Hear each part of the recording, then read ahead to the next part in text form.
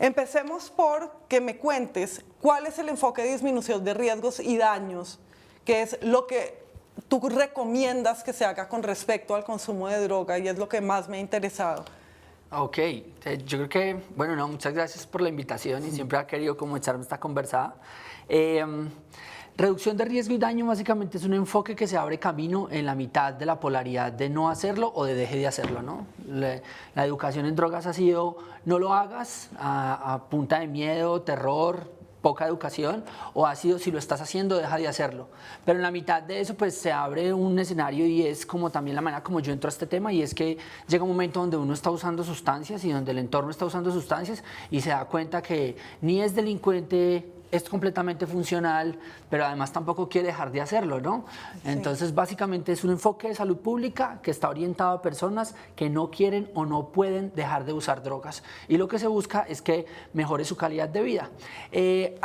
Como se puso tan taquillero en los últimos años, esto está escrito en la política pública en Colombia desde el año 2007, y esto, digamos, lo más emblemático fue en la década de los 70s, 80s en Inglaterra con las famosas jeringas, el intercambio de jeringas, donde la gente se moría más era de VIH que por sobredosis de heroína. Entonces demostraron que dándoles jeringas pues ya la gente disminuía.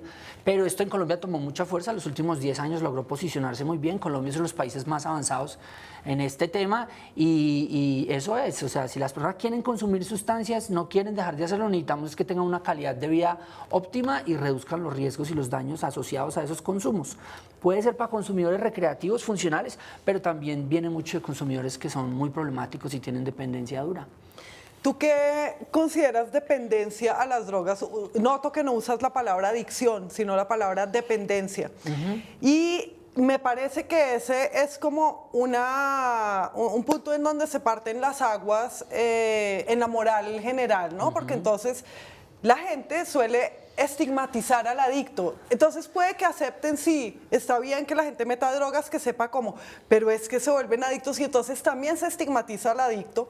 Incluso a mí me parece que la patologización de la adicción también es una manera de estigmatizar, porque la gente cree que hace bien diciendo es que son enfermos, no es su culpa, pero al decir que son enfermos también se estigmatiza. De pronto tampoco es una enfermedad, sino una realidad, punto. Hay gente que depende de eso como otros dependemos de, qué sé yo, de... Sí, y yo creo que, no, tocas varios temas claves que además tú más que nadie sabes que en la construcción del lenguaje y en la implementación de nuevos conceptos pues también se está fijando un punto de vista y se está partiendo un poco el paradigma, ¿no? Nosotros estamos en este momento en el colapso de un modelo de intervención en el tema de drogas, que es el prohibicionismo, que se conoce mucho desde la perspectiva de la persecución, la fumigación, la cárcel, pero que poco se ha explorado desde la perspectiva de la adicción, la patologización y como este otro tema, que es que el brazo médico de esa vieja política de drogas era decir que todo el que consumía era enfermo, y el otro era decir que todo el que consumía era delincuente. Entonces, ahí hay una ruptura. Y así como nunca vas a escuchar que yo diga adicto, adicción, tampoco vas a escuchar que diga ni rehabilitado, ni ese tipo de cosas. Porque, primero, la dependencia puede ser funcional. Y la dependencia que tú tienes a ese café de la mañana o la dependencia que tienes a veces a esa pola de la tarde, pues es una dependencia funcional y no marca un problema, pero la dependencia puede ser problemática.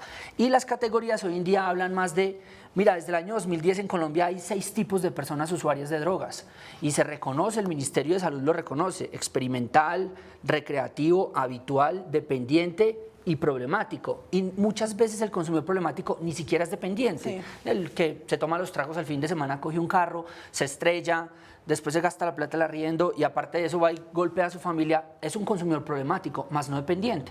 Y muchos que usan cigarro, nicotina, son dependientes, pero uno podría decir que no son problemáticos. Por ejemplo, con el tema de la rehabilitación, ese fue un término que sacamos de la jerga hace muchos años, y es que cuando tú hablas de rehabilitación estás desde esa perspectiva patológica, además inimputable, de que yo hablo por ti y tú estás inhabilitado para esta sociedad, y yo creo que además ahí también pues es como también el foco del fracaso de este modelo psiquiátrico y psicológico de querer a la gente siempre hacerle sentir culpa, acabarle con su personalidad, siempre esta pobre gente que siempre está diciendo yo soy un adicto y solo por hoy porque yo estoy muy enfermo. Eso es una terapia muy dura, o sea, uno creer toda la vida que es así.